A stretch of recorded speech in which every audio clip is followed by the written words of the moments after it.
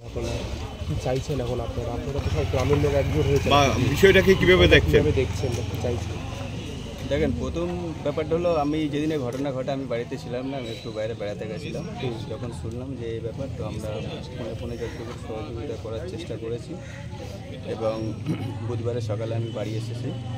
বাড়িতে এসে পরে আমি গ্রামের ছোট অনেকজন একত্রিত হয়ে আমরা থানায় বড়বাবুর কাছে গেছিলাম আমাদের সঠিক যে অপরাধী করেছে তার সঠিক শাস্তি দেওয়ার জন্য। আমরা চাই সঠিক শাস্তি দেওয়া হোক। আজকে যে আধিকারিক দল এসেছিল, শিশু সুরক্ষা আধিকারিকের দল, তাদের সাথে আপনি কথা বলেছেন? আপনি তো ইলেকট্রিক মেম্বার, তারা কি আপনার কিছু জানিয়ে গেছে বা কোনো প্রতিশ্রুতি দিয়ে গেছে যে এরা দোষীরা শাস্তি পাবে বা এরকম কিছু? না, আমি সেরকম কথা বলার সুযোগ পাইনি, যেহেতু উনি ডাইরেক্ট বার হয়ে গেছে, মিডিয়ার সামনে চলে এসেছিল, এই জন্য ওনার সঙ্গে তেমন আমি কথা বলার সুযোগ পাইনি।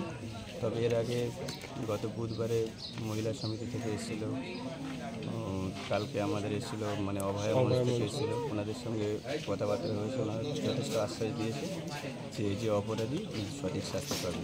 এবং এখনও আপাতত যা প্রশাসনিক লেভেল থেকে যেভাবে শুনছি বা দেখছি, তাতে আমার তো মনে হয় পুরোপুরি অপরাধী পুরো শাস্তি পাবে বলে মনে হচ্ছে। না, এর আগে এরকম কোনো ঘটনা ঘটেছে বা এত সাহস পেল কি করে? একজন বিশেষভাবে সক্ষম মেয়েকে নিয়ে এই সাহসটা দেখালো কি করে? আসামি এর আগে এরকম কাজ করেছে অনেক, ব্যর্থতা আছে।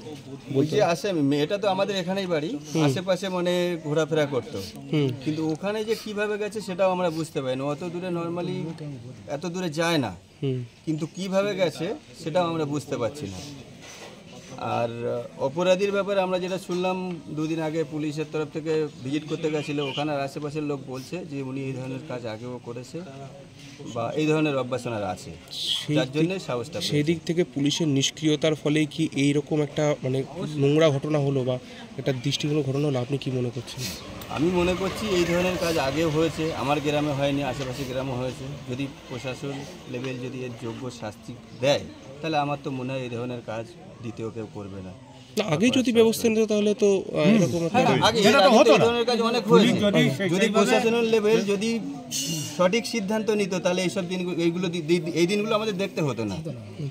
একটা নর্মাল রেফার ঠিকই আছে, কিন্তু এই মেয়েটা মুখ বধি, কথাবার্তাও বলতে পারে না, এমনকি এক জায়গায় কন্টিনিউয়াসলি এক জায়গায় বসতে পারে না। ওর বাবা ভ্যান চালায়, প্রতিদিন সকালে ডিউটিতে যাচ্ছে, দুপুরবেলা এসে 1 থেকে 1.5 ঘন্টা খুঁজতে হচ্ছে।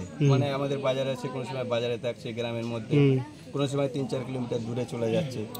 তো প্রচণ্ড মেহনত করে, ঠিক আছে। আবার সেম দুপুরবেলা খাওয়া দাওয়া করে রাত্রে ফিরছে, রাত্রে বাড়ি এসে সেম 1-2 ঘন্টা খুঁজে বাড়ি নিয়ে আসছে। এই ধরনের মেয়ের যদি অত্যাচার হয়, কেউ কি মেনে নেবেন? আপনার বাড়ি হলে আমরা কি মেনে নিতাম? কোনোদিন আমরা মানব না। আমরা চাই উপযুক্ত শাস্তি হোক, যেহেতু এটা নর্মাল মেয়ে না। এটা আপনার নামটা? এই কোটরা গ্রামে একাধিকবার শিশু নিরাপত্তা নিয়ে একটা প্রশ্ন উঠেই যাচ্ছে, কারণ বছরখানেক আগে এখানে বোমা বিস্ফোরণে 4 জন শিশু আহত হয়েছিল। এবার একজন শিশু একেবারেই নাবালিকা, তার ধর্ষণ। কোনো জায়গায় এই নিরাপত্তার একটা খামতি থেকে যাচ্ছে না? আপনি তো পঞ্চায়েত সদস্য। খামতি তো অবশ্যই আছে। খামতি নিরাপত্তা যখনই আসামি ধরা পড়বে, তার যদি সঠিক শাস্তি দেওয়া হয়, তাহলে এই ধরনের ঘটনা ঘটবে না। শাস্তি দেওয়া হচ্ছে না, যার জন্য বারবার এই ঘটনা ঘটছে। কি হচ্ছে বলেন তো? যখন আসামিটা ধরা হচ্ছে, তখন 1 সপ্তাহ 10 দিন বিশাল হাইলাইট হচ্ছে, তারপরে আস্তে আস্তে চেপে যাচ্ছে। কেন চেপে যাচ্ছে সেটা আমরা বুঝতে পারছি না। ঢাকা দেওয়ার চেষ্টা করা হচ্ছে বলে এই জিনিসগুলো দিন দিন বেড়ে যাচ্ছে। আমি চাইছি না, প্রশাসন তো এই বিষয়টা প্রশাসন আমাদের সহযোগিতা করেছে, কিন্তু আমি চাই যেন এটা থেমে না যায়।